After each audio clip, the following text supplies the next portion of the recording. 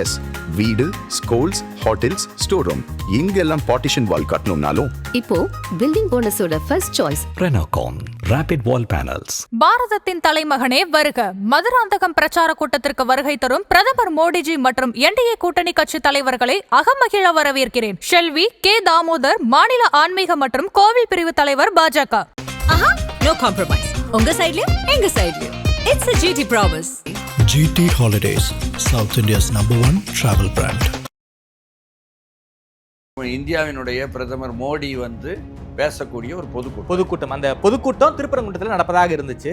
திருப்பரங்குன்றத்துல இருந்து மதுராந்தகத்துக்கு ஏன் மாறுனுச்சு? அதுக்கு எதுவும் அரசியல் காரணம் இருக்கா? தமிழ் கடவுளாக அறியப்பட்ட முருகன் அவர் பெயரை சொல்லிக்கிட்டே நீங்க மத ரீதியான பிளவை ஏற்படுத்துவதற்கு ஒரு முயற்சி எடுத்தீங்கன்னு சொன்னா நேரடியாக தொலைபேசி அழைத்து இது திசை திரும்பினும் மாத்துங்கன்னு சொல்லி மாத்திட்டாங்க. அந்த முருகன் யாரு? பழனிசாமியா? ஆமா, எடப்பாடி தான் எல்லாவற்றையும் தீர்மானிப்பார் இந்த கூட்டணியில் என்பதற்கான ஒரு முத்தாய்ப்பான செய்தி இது. கொங்கு மண்டலத்தில் இருக்கக்கூடிய பெருந்தலைகள் எல்லாருமே எடப்பாடி பின்னாடி இருக்காங்கன்னு எடுத்துக்கலாமா? திராவிட முன்னேற்ற கழகத்தினுடைய ஆதரவாக இருப்பவர்கள் கூட 21லையும் சரி இப்பவும் சரி எடப்பாடியை கொண்டு வருவதற்காக அதிமுகவுக்கு ஆதரவாக இருக்கிறார்கள் என்றும் எடுத்துக்கொள்ளலாம். சரிங்களா? அப்படின்னா வரக்கூடிய தேர்தலையும் கொங்கு மண்டலம் திமுகவுக்கு சிக்கல்னு சொல்ல வரீங்களா? ஆமா, தலைவர் தமிழ்நாட்டு முதலமைச்சராக இருந்து கொண்டு 3000 ரூபாயும் என்ன பொங்கல் பரிசுகளும் என்பதாக கொடுத்தார் அரசாங்கத்தின் மூலம். அது எடுபட்டுச்சா? மக்கள் அதை ஏற்றுக்கொண்டார்களா? பணத்தை வாங்கி கொண்டார்களே தவிர அதற்கு பதிலாக பொருள் மாற்றம் போல வாக்கை போடுவார்களா என்று கேட்டீங்கன்னு சொன்னா $1 மில்லியன் கேள்வி. இல்ல மாட்டோங்கிறாங்களா? என்ன சார் சொல்றீங்க? எங்க பணத்தை தானங்க நீங்க கொடுக்குறீங்க. என்டிஏ கூட்டணிக்குள்ளார டிடிவி தினகரன் வந்திருக்காரு. தேமுதிக என்ன முடிவெடுக்க போறாங்கன்னு தெரியல. என்ன நடக்க வாய்ப்பு இருக்கு? இந்த அதிமுக கூட்டணி என்பது ஒற்றுமை பெற்று ஒரு திமுக வீழ்த்த முடியுமா சார்? அதிமுக தலைமையில் ஒரு கூட்டணி இருந்து வெற்றி பெற்று வரும் பட்சத்தில் எடப்பாடி பழனிசாமி ஒற்றை தலைமையாக நிறுவப்பட்டு விட்டார். நம்ம உள்ள நுழையவே முடியாது என்று பாஜக நினைக்கிறது தமிழ்நாட்டுக்குள்ள.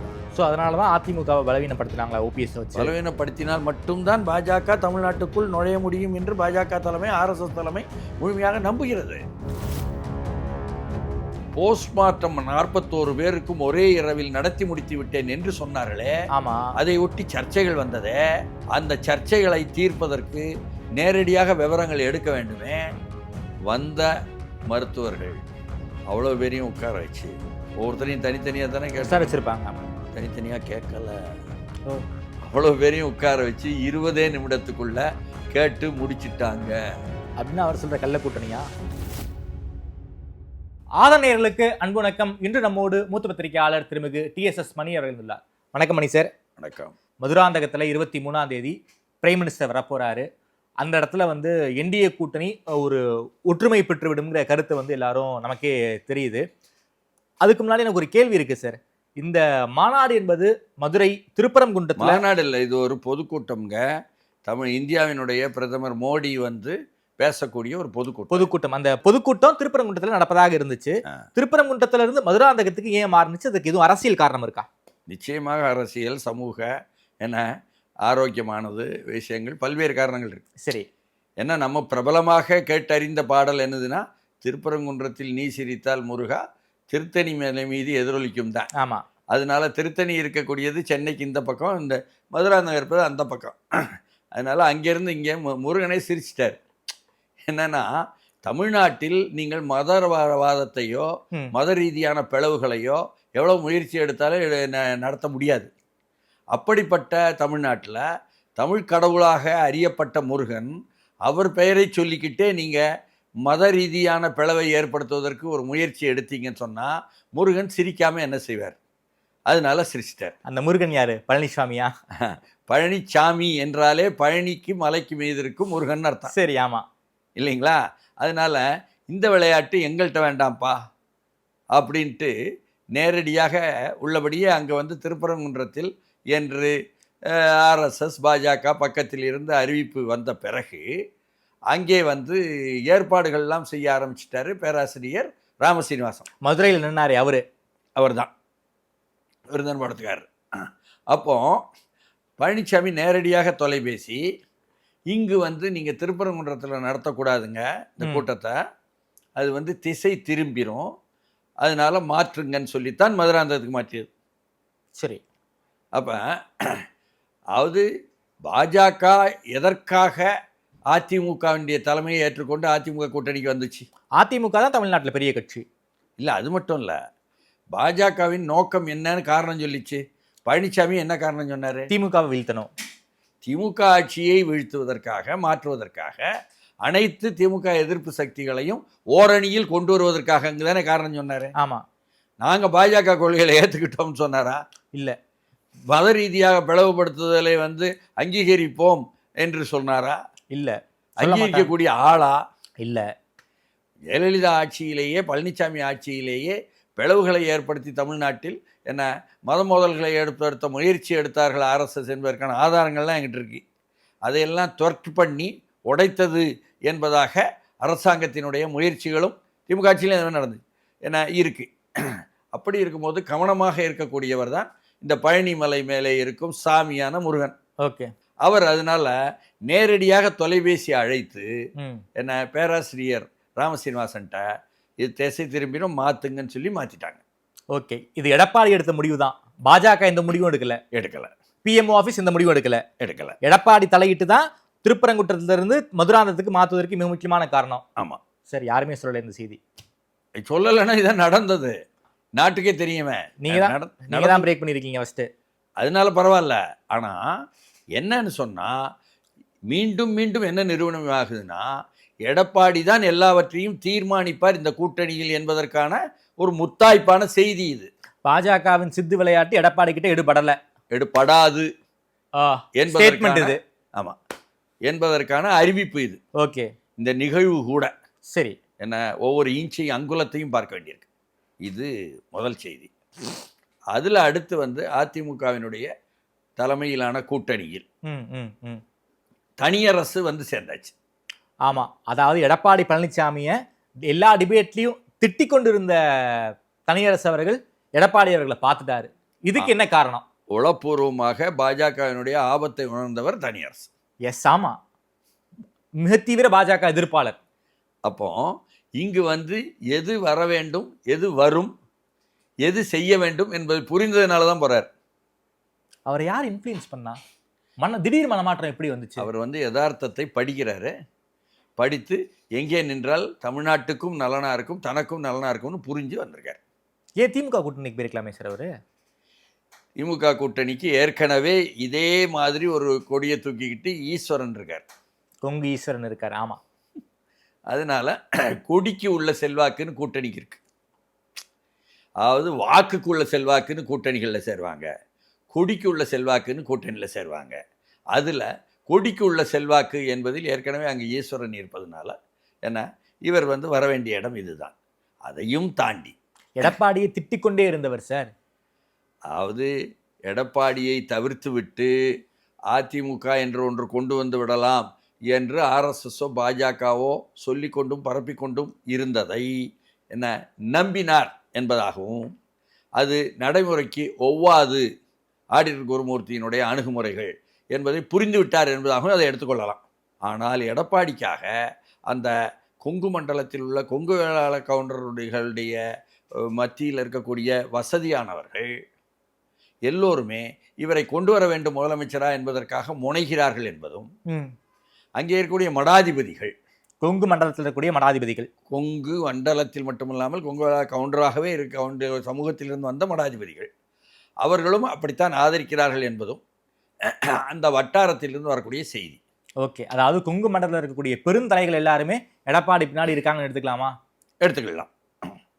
திராவிட முன்னேற்ற கழகத்தினுடைய ஆதரவாக இருப்பவர்கள் கூட ஏன்னா 21லையும் சரி இப்பவும் சரி எடப்பாடியை கொண்டு வருவதற்காக அதிமுகவுக்கு ஆதரவாக இருக்கிறார்கள் என்றும் எடுத்துக்கொள்ளலாம். சரிங்களா? அப்படின்னா வரக்கூடிய தேர்தலையும் கொங்கு மண்டலம் திமுகவுக்கு சிக்கல்னு சொல்ல வரீங்களா? திமுக வந்து அதற்கு பதில் அருந்ததியருடைய வாக்குகளை வந்து ஆகப்பெரும்பான்மை எடுப்பதற்கு மேலும் உறுதிப்படுத்துவதற்கு பொல்லானுடைய சிலை திறந்தது என்பதிலிருந்து அவர்களும் நம்பகமாக இருக்கிறார்கள் என்பது வேறொரு செய்தி. ஓகே. திமுக பக்கம் ஜெயலலிதா விஎன் ஜானகி மோதல் நேரத்தில் இருவரும் வந்து இந்த சேவலையும் ரெட்டப்புறாலையும் நின்ன காலத்திலேயே கொங்கு மண்டலத்தில் இருந்து அனைத்து சட்டமன்ற உறுப்பினர்களும் ஜெயலலிதாவுக்கு கிடைச்சாங்கன்னா அது அருந்ததியர் மக்கள் மத்தியில் இருந்துள்ள வாக்குகள் என்பதையும் நாம் நினைவுபடுத்தி பார்க்கணும். ஓகே. அதனால் திராவிட முன்னேற்ற கழகம் அதிலும் வந்து சோரம் போகலை. ஆ, அது வேறு, இது வேறு. ஆனாலும் இது பெரும்பான்மை என்பதாக. செந்தில் பாலாஜிங்கிற ஒரு ஃபேக்டர் இருக்கே சார் அக்க. செந்தில் பாலாஜியை பொறுத்தவரையும் அவர் வந்து தான் சிக்கி கொண்ட சிக்கலில் இருந்து முழுமையாக தன்னை விடுவிப்பதற்கு என்ன ஏற்பாடு செய்யவில்லையே என்று நம்பி வந்த தலைமையின் மீது கொஞ்சம் வெளியே சொல்லாத மனச்சங்கடத்துடன் இருக்கிறார் என்பது வேறொரு ஃபேக்டர். ஆனாலும் கூட அவர் கொடுக்க வேண்டியதை கொடுத்து டெஸ்பேட்ச் பண்ணிட்டாரு. கோயம்புத்தூர்லலாம் வந்து கவுன்சிலர்களுக்கே கையிலேயே சிசியாக கொடுத்துட்றது. கவுன்சிலர்களுக்கே சியா? அந்த வட்டாரத்திற்கு விநியோகம் செய்ய மக்களுக்கு. Okay okay. இந்த தேர்தல் ஆணையம் அறிவிப்பதற்கு முன்பே என்ன விநியோகம் என்பதை பண ரீதியாகவும் சரி பரிசு பொருள் ரீதியாகவும் சரி ஆரம்பிப்பது தான் பொங்கலுக்கு முன்பும் பொங்கலுக்கு பின்பும் உள்ள நிலைமை. பொங்கலுக்கு முன்பு பரிசு பொருட்கள், பொங்கலுக்கு பின்பு பணப்பட்டுவாடா. ஆமாம். அப்படி வந்து செய்வது என்பது வந்து தன்னுடைய கடமையை முடித்து விட்டார் என்பதுதான் செந்தில் பாலாஜியை பற்றியுள்ள படப்பிடிப்பு. ஆனால் அதே சமயத்தில் இந்த பொங்கல் என்று வந்தீங்கன்னு சொன்னால் அதை பயன்படுத்தியதில் உயர்ந்த அளவுக்கு பயன்படுத்தியது என்ற ஒரு பொசிஷனை எல்லா அமைச்சர்களும் திமுக அமைச்சர்களும் எடுத்தாலும் அதில் உச்சமாக நிற்பது KN நேரு, மலைக்கோட்டை மாமன்னர் இல்லையா அப்படின்னு கலைஞரால் சொல்லப்பட்டது. ஆமாம். அதை இன்று வரை நிரூபித்துக் கொண்டிருக்கிறதாக கழகத்திற்குள் செயல்படுத்தி கொண்டிருக்கிறார். அப்படி என்ன சார் பண்ணிட்டாரு? அவர் வந்து ஒரு 1.5 லட்சம் பேருக்கு தொகுதியில், திருச்சி மேற்கு தொகுதியில் தான் நிற்கும் தொகுதி என்னெல்லாம் கொடுக்குறாருன்னு சொன்னால் ரொம்ப தெளிவாக அங்கே வந்து ஒரு குவாலிட்டி நல்ல தரத்தில் உள்ள எவர் சில்வர் பிளேட் 2, சில்வர் ஸ்டீலில் இருக்கக்கூடிய கரண்டி 2, இது தவிர வந்து விமல் சட்டை பேண்ட்டு என்ற பிராண்டட் 2 ஒரு செட்டு, புடவை 1, இது தவிர குக்கர் 1, இது தவிர தாசா சட்டி என்பதாக மேலே அந்த கண்ணாடி போட்ட மூடி உள்ளது 1, இத்தனையும் ஒவ்வொருத்தருக்கும் கொடுத்துருக்காரு. 1.5 லட்சம் பேருக்கு 1.5 லட்சம் பேருக்கு கொடுத்துருக்காரு. இந்த அளவுக்கு யாரும் கொடுத்ததில்லை. எல்லாரை விடவும் மலைக்கோட்டை மாமன்னர் முந்துகிறார். ஆமாம், பரிசு பொருட்களில். ஆனால் தொடர்ந்து என்ன வெற்றி பெற்ற தேர்ந்தெடுத்த காலத்திலிருந்து கொடுத்து கொண்டிருப்பவர்னு பார்த்தா நம்ம துணை முதல்வர் சின்னவரை தான் சொல்லணும். சேப்பாக்கம் திருவள்ளிக்கு இல்லையா? ஆமாம். வெற்றி பெற்றதுலேருந்து கொடுத்துக்கிட்டு இருக்காருன்னா எனக்கு புரியலையே. 2021 வெற்றி பெற்றார். ஆமாம், சட்டமன்ற உறுப்பினர். ஆமாம். வந்ததில் இருந்து அவர் வந்து 6 மாதத்துக்கு ஒரு முறை 3 மாதத்துக்கு ஒரு முறைன்னு ஏதாவது கொடுத்துக்கிட்டே இருப்பார். இப்பவும் கூட என்ன விடாப்பிடியாக புடவை வேட்டி உட்பட கொடுக்குறார். பரிசு பொருட்களா? பரிசு பொருட்களில் மிக்சி ஆனாலும் சரி, கிரைண்டர் ஆனாலும் சரி, எலக்ட்ரிக் கெட்டில் ஆனாலும் சரி, குக்கர் ஆனாலும் சரி, இப்படி கொடுத்துக்கிட்டே இருப்பார். ஓகே. 6 மாதத்துக்கு ஒருக்க. ஆமாம், 3 மாதம் ஒருத்தனோட கொடுத்தது உண்டு. ஓ. அந்த வட்டாரத்தில் வந்து ஒரு இதை உறுதிப்படுத்திட்டார். இஸ்லாமிய மக்கள் மத்தியில் குறிப்பாக பெரும்பான்மையாக இருக்கிறாங்க. அவர்கள் மத்தியில் ஒவ்வொரு வீட்டுக்கும் பரிசு பொருள் கொடுப்பது என்பதில் மறு உறுதி செய்து கொண்டிருப்பதனால உத்தரவாதம் என்பதாக தொகுதியை செய்தார். கிராஸ் ரூட் வரைக்கும் உதயநிதி போயிட்டாருங்க சேப்பாக்கம் திருவள்ளிக்கணியில். அப்போது இந்த பரிசு பொருள் கொடுப்பது என்பதை வந்து நீங்கள் தேர்தல் ஆணையம் அறிவிப்பதற்கு முன்பே நாங்கள் தொடங்கிவிட்டோம் என்பது தான் இவர்கள் எல்லோருடைய வேலை. சரி. இன்னமும் சொல்ல போனால் நீங்கள் வந்து அரசாங்கத்திலிருந்து ரேஷன் கார்டுக்கு கரும்பு என்ன இன்ன வகையராக கொடுத்தீங்கன்னா அதே மாதிரி ஒரு செட்டு தனித்தனியாக துறைமுகத்தில் ஒருத்தர் கொடுத்துட்டார். ஓ. செயல்பாபு. சரி. சரியா? இதெல்லாம் அமைச்சர்கள் கொடுக்கலாம் அப்படின்னு வச்சுக்கிட்டு எம்எல்ஏக்களால் கொடுக்க முடியுமா? ஏங்க, டாக்டர் லட்சுமணன் இருக்கார் விழுப்புரத்தில், உத்தரவாதமான ஆள் தான். ஆமாம். ஆனாலும் எல்லோருக்கும் 1 லட்சம் பேருக்கு வந்து பிளாஸ்டிக் பக்கெட் கொடுத்துட்டார். ஓகே, புரியுதுங்களா? அவரால் முடிந்தது. இப்படி எல்லோருமே மக்களை கொடுத்து கொடுத்து கொடுத்து தயார் பண்ணி வச்சிருக்கிறாங்க, சந்தோஷப்படுத்தி இருக்காங்க. அப்பொழுதுதான் கழகத்தினுடைய தலைவர் வந்து தமிழ்நாட்டு முதலமைச்சராக இருந்து கொண்டு 3000 ரூபாயும் என்ன பொங்கல் பரிசுகளும் என்பதாக கொடுத்தார் அரசாங்கத்தின் மூலம். அது எடுபட்டுச்சா, மக்கள் அதை ஏற்றுக்கொண்டார்களா, பணத்தை வாங்கி கொண்டார்களே தவிர அதற்கு பதிலாக என்ன ஒரு இது போல நீங்கள் வந்து பொருள் மாற்றம் போல வாக்கை போடுவார்களா என்று கேட்டீங்கன்னு சொன்னால் $1 மில்லியன் கேள்வி. இல்லை மாட்டோங்கிறாங்க. மாட்டோங்கிறாங்களா? ஆமாம். என்ன சார் சொல்றீங்க? எங்கள் பணத்தை தானங்க நீங்கள் கொடுக்குறீங்கிறாங்க. ஓ 5000 கொடுத்து விட்டீங்கிறாங்க. எல்லா இடத்துலையும் அது வருது. அதனால் இது தீர்மானிக்கலை. ஆனாலும் இது கொடுக்காமலும் இருக்க முடியாது. ஆமாம். ஏன்னா பழனிசாமி எதிர்கொள்ளணும். அவர் ஏற்கனவே வந்து 2500 ரூபா கொடுக்கும் பொழுதே 5000 கொடுன்னு சொன்னவர் தான் அன்றைய எதிர்க்கட்சி தலைவர், இன்றைய முதல்வர். அதனால அவர் 5000 கொடுங்கள் இந்த பொங்கலுக்கு கேஷா என்று சொல்லி ஊரெல்லாம் சோரட்டி விட்டுட்டார் சரி பழனிசாமி. அதனால இவங்க 3000 கொடுக்கணும்னு அவங்க நிலைமை. இது தவிர கழகத்தை வந்து உள்ளே முணுமுணுப்பு இருக்குதே கீழே, அதை ஒழுங்குபடுத்த வேண்டுமே என்ற முயற்சியில் கழக தலைமை வந்து ஒவ்வொரு வட்டச் செயலாளருக்கும் 50,000 ரூபாய் ஓ இந்த பொங்கலை நல்லாவே கொண்டாட வச்சாங்க. சரி. அதே போல் வந்து ஒவ்வொரு பகுதி ஒன்றிய செயலாளர் அல்லது பகுதி செயலாளர், நகர்ப்புறத்தில் பகுதி செயலாளர், அவர்களுக்கும் 1,50,000 லட்சம் ரூபாய். ஒவ்வொரு பாகத்திற்கும் 5,000 ரூபாய். பூத்துக்கு கீழே சொல்றீங்க? பூத்துக்கு கீழே, பூத் கமிட்டிக்கு கீழே பாகம் வரும், பாக கமிட்டி வரும். பாக கமிட்டியில் 10 பேர் இருப்பாங்க. அப்போ இந்த 5,000 ரூபாய் 10 பேர் பிரித்து போட்டால் 500 ரூபா தானே வருதுன்னு சொல்லி முணுமுணுக்கிறாங்க என்பது வேறொரு செய்தி. சரி. இப்படியாக கழகம் தமிழ்நாடு எங்கும் என்ன ஆட்சியின் மூலமும் சரி, வாக்காளர்களுக்கும் சரி, கழகத்திற்கு உள்ளேயும் சரி கொடுத்து பழக்கி என்ன கொடுத்ததெல்லாம் கொடுத்தான் அப்படின்னு சொல்லி போட்டு என்ன அவர்கள் வந்து நிரூபித்தது தான் இந்த பொங்கல். Okay sir. ஆனால் கடந்த காலங்களில் எதுவுமே பண்ணல, தேர்தலுக்காக இப்படி பண்ணுறாங்கங்கிற கட்சிக்காரங்க கட்டி ஒரு மன குமுறல் இருக்கு போல இருக்கே சார். கட்சிக்காரங்களுக்கு தெரியும், ஆனாலும் ஏதோ ஒன்றை சொல்லிவிட்டு மீண்டும் வந்து வேலை செய்யணும் அவங்களுக்கு. ஆமாம், அவங்களுக்கு அது பிரச்சனை இல்லை, சரின்ட்டாங்க. அந்த கட்சியை பொறுத்தவரை அப்படி தான், என்ன வேறுபாடு இருந்தாலும் தேர்தல் நெருங்கும் பொழுது சரின்னு இறங்கி வேலை செய்வாங்க. சார் இன்னொரு செய்தி சார், நேத்தைக்கு வந்து சட்டசபையில் கவர்னர் உரையோடு தொடங்கி இருக்கணும். கவர்னர் வழக்கம் போல் 2 நிமிஷத்தில் 10 நிமிஷத்துக்குள்ளார வெளியேறி போயிட்டாரு. இது வந்து செட்டப் நாடகங்கிறாங்க சார். ஆளுநரும் திமுகவும் பேசி வச்சுக்கிட்டு இப்படி வந்து ஒரு செட்டப்பை பண்ணுறாங்க, இவங்க உள்ளுக்குள்ளே அமைக்கபிளாக இருக்காங்க அப்படிங்கிற ஒரு விஷயம் வந்து ஒரு பேஸ்புல்லாக மாறி இருக்கு. தொடர்ச்சியாக ஆளுநர் பண்ணிக்கிட்டே இருக்காரு. போன வருஷமெல்லாம் இது வந்து மிகப்பெரிய டிபேட்டாக மாறினுச்சு. இந்த வருஷம் மிகப்பெரிய டிபேட்டாக இது மாறல. ஆனாலும் ஆளுநருக்கும் திமுகவுக்கும் ஏதோ ரகசிய உடன்பாடு இருக்கா என்ன? எங்க 4 ஆண்டா ஆளுநர் இதே வேலையாக வச்சிருக்காரு. ஆமாம், இந்த ஆண்டும் இப்படி தான் செய்ய போகிறாரு தேர்தல் நேரத்தில்னு சொல்லி திமுக தலைமைக்கு தெரியாதா? நிச்சயம் தெரியும். தெரிஞ்ச பிறகு தானே சிவப்பு கம்பளம் கொடுத்து வரவேற்பு கொடுத்தீங்க. கலைஞர் புக்கெல்லாம் அப்பாவுக்கு கொடுத்தாரு சபாநாயகர். ஆமாம். அப்புறம் அவரும் வந்து அதே மாதிரி எதிர்பார்த்த மாதிரியே செஞ்சு விட்டார். ஆமாம். செஞ்ச உடனே 10வது நிமிடத்தில் ஆளுநர் மாளிகையிலிருந்து ஒரு அறிக்கை வருது. இன்னென்ன இடத்துல நாங்கள் வந்து தப்புன்னு சொல்கிறேன், தப்பான செய்தி, அதனால தான் நான் வந்து கொடுக்கல, உரையை வாசிக்கலை என்பதாக அறிக்கை வருது. அப்போ நம்ம ரகுபதி அமைச்சர் வந்து அழகாக கேட்குறாரு, இது ஒரு நாடகம்ங்கிறாரு. நாடகம்னா 2 பக்கமும் வேலை செய்கிறவங்க நடிகர்கள்னு அர்த்தங்க. நாடகம்னா ஓரங்க நாடகம் இல்லையா, ஓரங்க நாடகம்னு அவர் சொல்லலை, இது ஒரு நாடகம்னாரு. சரிதானா? மோனோலாக் இல்லை, டைலாக். ஆமாம். அப்போ 2 பக்கமும் நடிகர்கள் என்பதை வந்து சொல்லாமல் சொல்லிவிட்டார் ரகுபதி. புதுக்கோட்டைக்காரருக்கு பிரச்சனை தான். அப்போ அதில் வந்து அவர் சொல்கிறாரு 10 நிமிடத்தில் எப்படி வரும், ஏற்கனவே திட்டமிட்டது தானே. அப்பொழுது ஆளுநர் திட்டமிட்டு செய்த ஒரு நாடகம் இது என்பது தான் ரகுபதியுடைய வாதம். இதை எதிர்க்கட்சி தலைவர்கிட்ட எடப்பாடி பழனிசாமிகிட்ட கேட்காங்க. அவர் சொல்கிறாரு ரொம்ப தெளிவாக, எப்படி வந்து ஆளுநர் இப்படி வெளியே போகிறார் என்று முன்கூட்டி முதல்வருக்கு தெரியுமா? அவர் உடனடியாக ஒரு தீர்மானத்தை தயார் பண்ணி வைத்து கொண்டு எப்படி அவர் செய்தார், அதை வாசித்தார்?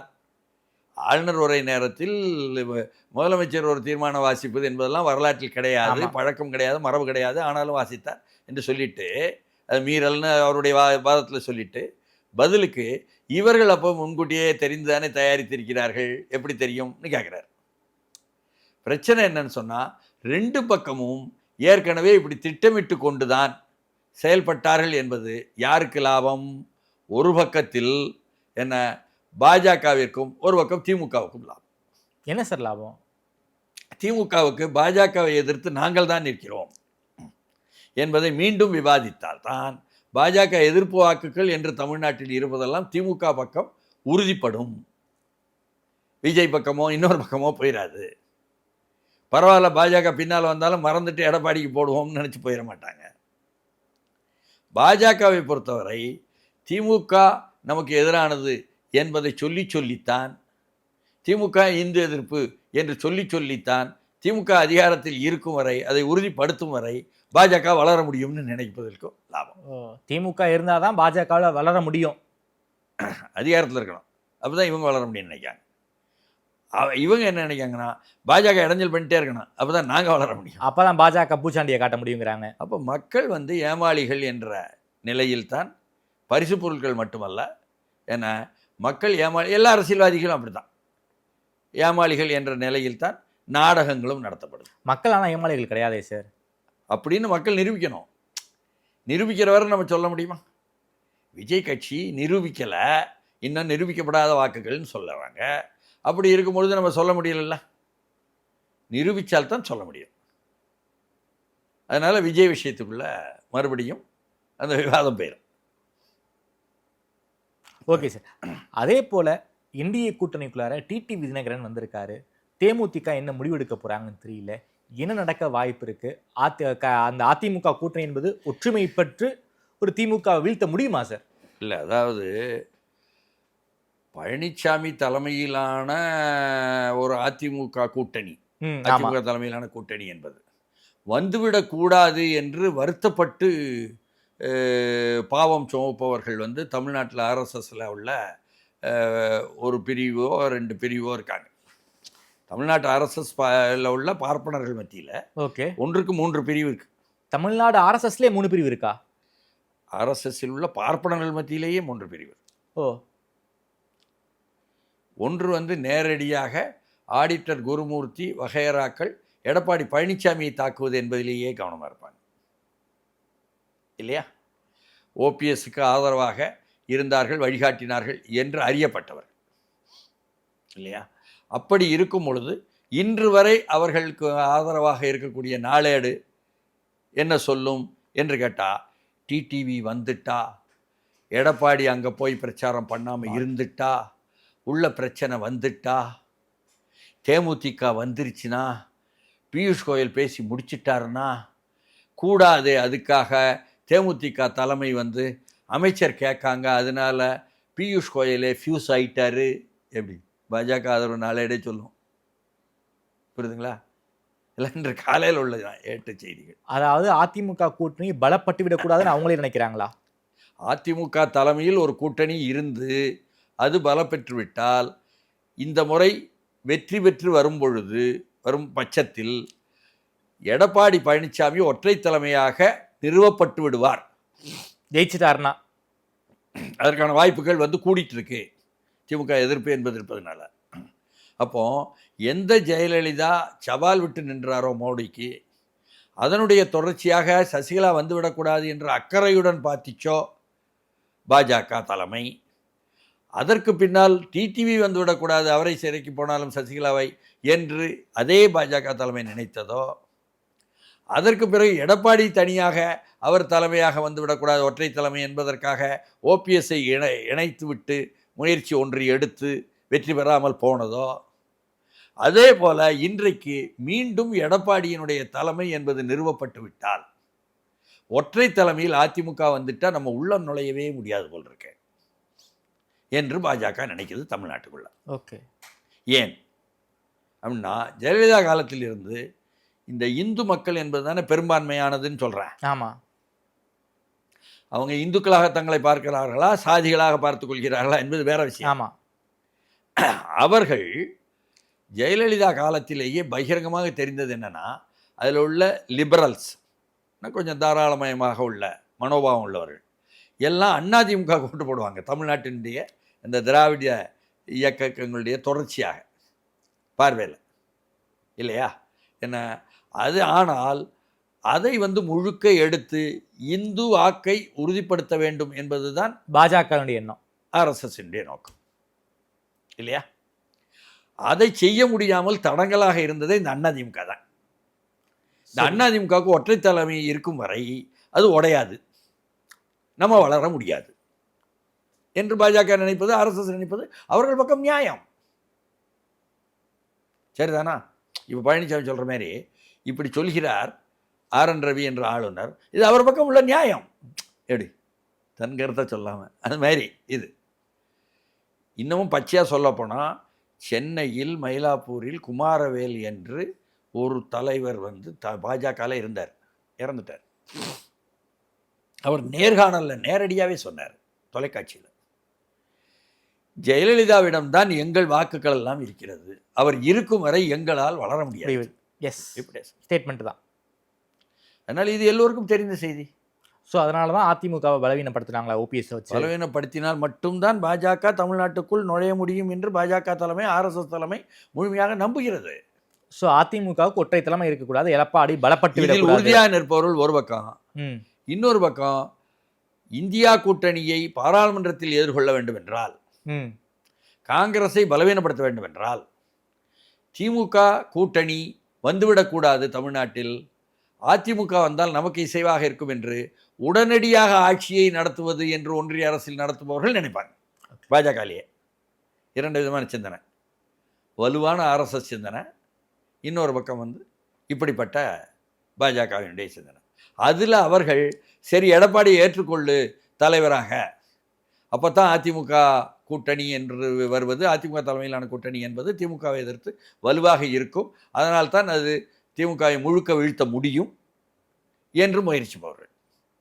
இன்னொரு வகையினர் இன்றும் கூட, இன்று காலை 8 கூட வரும் செய்திப்படி பழனிசாமி தலைமையில் கூட்டணி வலுவாகிவிடக்கூடாதே என்று நினைப்பவர்கள். அது ஆர்எஸ்எஸ்ல ஒரு பகுதியினர் கூட எடுத்துக்கிடுங்க. சார், என்னுடைய கடைசி கேள்வி சார், ஓபிஎஸ்ஐ பாஜக கைவிட்டாங்களா? ஓபிஎஸ் கூட இருந்த எல்லாருமே வந்து ஓபிஎஸ்ஸை விட்டு விலகி எல்லாரும் வெளியே போயாச்சு, திமுக அதிமுகன்னு மாறி மாறி போயாச்சு. சமீபத்திய இப்போதைய செய்தி, ஓபிஎஸ்க்கு எல்லாமுமாக இருந்த வைத்திலிங்கம், அதுக்கப்புறம் திருச்சி கிழக்கு வெல்லமண்டி நடராஜன், அதே போல குன்னம் ராமச்சந்திரன் எல்லாருமே வந்து திமுகவுக்கு போற மைண்ட் செட்டுக்கு வந்துட்டாங்க. வைத்திலிங்கம் சேர்ந்துட்டாரு, தனிமரமா நிற்கிறாரு ஓபிஎஸ். ஓபிஎஸ் என்ன பண்ண போறாரு? இல்லை, பிரச்சனை என்னன்னா, மக்கள் மத்தியில், வாக்காளர்கள் மத்தியில் ஓபிஎஸ் உடன் இவர்கள் இருந்த பொழுதும் சரி, இல்லாமல் போகும் பொழுதும் சரி, என்ன வாக்கு வங்கி என்பது இவங்க எல்லோருக்குமே இல்லாமல் போய்விட்டது, பொலிவிழந்து விட்டார்கள் கடந்த காலத்தை விட என்பதுதான் செய்தி. ரெட்டலை இல்லாமல் வைத்திலிங்கத்தால் ஜெயிக்க முடியாது ஒருத்த நாட்டில், இருந்தாலும் ஜெயிக்க முடியாது என்பதுதான் இப்பொழுது வந்து இருக்கக்கூடிய பழமைக்கும் புதுமைக்கும் இருக்கக்கூடிய மதிப்பீடு. அப்படி ஒவ்வொருத்தரும் வந்து ஏற்கனவே பொலிவிழந்த பிறகுதான் திமுக வந்து சேர்றாங்க. மனோஜ் பாண்டியன் ஆகட்டும், வைத்திலிங்கம் ஆகட்டும், அன்வர் ராஜாலேருந்து. ஆமாம். அதனால திமுக வந்து ஊடக வெளிச்சத்துக்குத்தான் அதை பயன்படுத்த முடியும், ஊடக வெளிச்சம் பயன்படுத்த தவிர வாக்கு எண்ணிக்கையில் பயன்படுத்த முடியாது. பிரச்சனையே என்னன்னு சொன்னால், இப்பொழுது இவங்க எல்லோருமே சேர்ந்து விவாதிப்பதோ அல்லது எதிர்ப்பதோ என்பது விஜயினுடைய அந்த டெல்லி என்ற சிபிஐ விசாரணை. விஜய்க்கு எதிராக இவர்கள் வந்து காய் நகர்த்துவது என்பது திமுகவுக்கு கட்டாயமான தேர்வான ஒரு முயற்சி அவர்களுடைய பரப்புரையில்.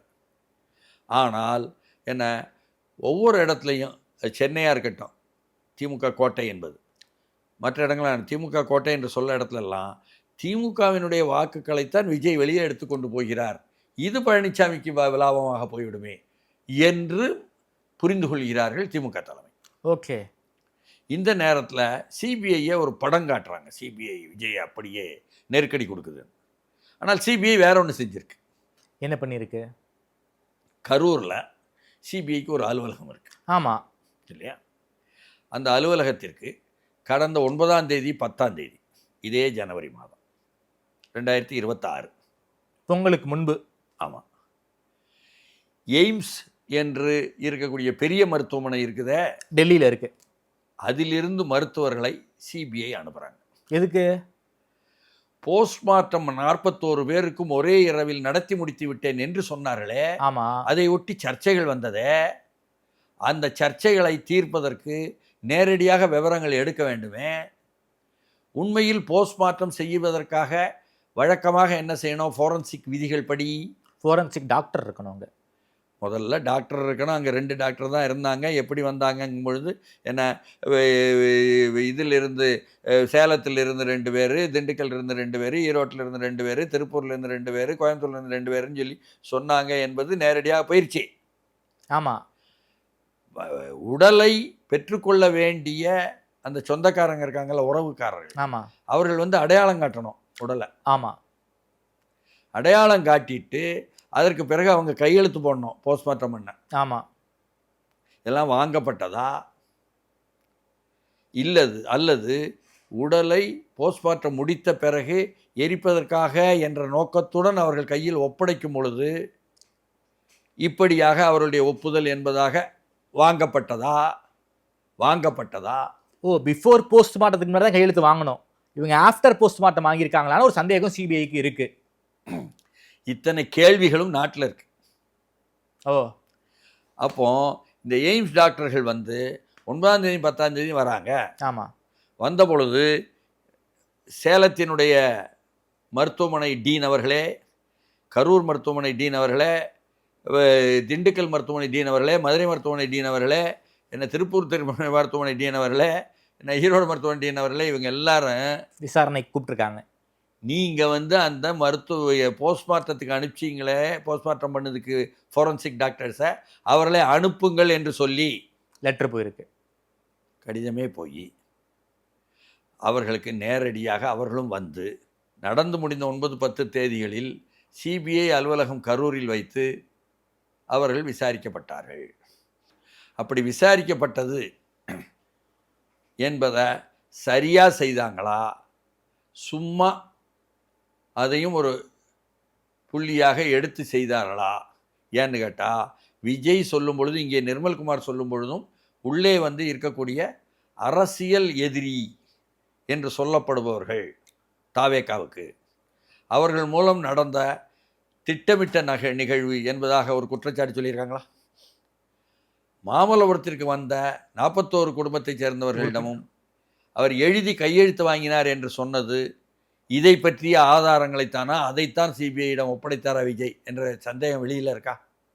இந்த நேரத்தில் இவர்களை நேரடியாக கேட்டு வாங்குவது என்பது நேரடியாக தாவேகா வேண்டிய அரசியல் எதிரிகளுடைய திட்டமிட்ட சதி என்பதாக சிபிஐயும் கொண்டு போகுமா என்ற எதிர்பார்ப்பு இருந்தால், வந்த மருத்துவர்கள் அவ்வளோ பேரையும் உட்கார வச்சு ஒவ்வொருத்தரையும் தனித்தனியாக தானே விசாரிச்சிருப்பாங்க. ஆமாம், தனித்தனியாக கேட்கல. ஓ, அவ்வளோ பேரையும் உட்கார வச்சு 20 நிமிடத்துக்குள்ள கேட்டு முடிச்சிட்டாங்க. அப்போ அதுலேயும் செல்வாக்கு செலுத்துகிறதா இந்த தரப்பு? திமுக சொல்கிறீங்களா என்ற கேள்வியும் புதுசாக வந்திருக்கு. அப்படின்னா அவர் சொல்கிற கள்ள கூட்டணியா? எனக்கு தெரியாதுங்க. நடந்த நிகழ்வுகளை ஆதாரபூர்வமாக நாம் சாட்சியங்களாக முன்வைக்கணும், அவ்வளோதான்.